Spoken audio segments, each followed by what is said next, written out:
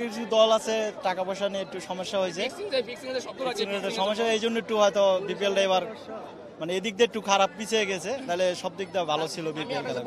জি বলেন। দেখেন এবার বিপিএল সবচেয়ে হাস্যকর ম্যাচ হচ্ছে, যেমন দুর্বার রাশের কথা বলতে চাচ্ছি, এবং ওনাদের কোনো পেমেন্ট দেওয়া হয় না, এবং টিমের ওনার হোটেলে কোনো টাকা পয়সা দেওয়া হয় না, এবং এটা নিয়ে খুবই লজ্জাজনক বিষয়। এবং পুরো দেশের মানুষ এবং যেমন বিদেশি প্লেয়ারগুলো খুবই হতাশ হয়ে গেছিল, ওনাদের কোনো পেমেন্ট পায় না, মন খারাপ করে চলে গেছে। বিশেষ করে আমার মাইক্রাস ইয়াসা, ওনার পেমেন্টটা নাকি এখনো দেওয়া হয়নি, পুরো ক্লিয়ার করা হয়নি, এটার জন্য খুবই খারাপ লাগছে আমাদের। ইয়াশা তো হচ্ছে গিয়ে একজন মানে ইনফ্লুয়েন্সার বলেন, কিংবা আপনি কার কথা বলছেন? ইয়াসাগর যেমন কন্ট্রাক্টর, যেমন আমাদের চট্টগ্রাম হোস্ট ছিল আর কি ইয়াসাগর আর কি, যেমন আপনার রাশিয়ার সম্ভবত ওনার ভাষায় ওনার মানে অভিনেত্রী, ওনার জন্য আর কি বলতেছি আর কি, ওনাকে খুবই মিস করবো আমি, চট্টগ্রাম খুবই মিস করবো ফাইনাল ম্যাচে আর কি। আর চট্টগ্রাম আজকে চট্টগ্রামের খেলা দেখার জন্য আসছি।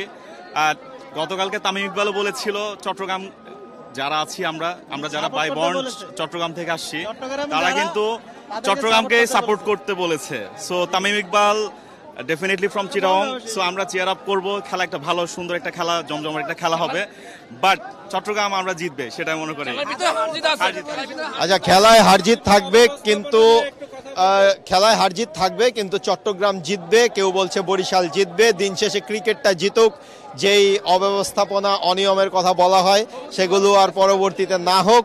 এবং দিন শেষে আজকে যেই এনভায়রনমেন্টটা দেখছেন বিপিএল এ বহু বছর পর এই ধরনের একটা এনভায়রনমেন্ট হয়তো দেখা গেল, কারণ দর্শক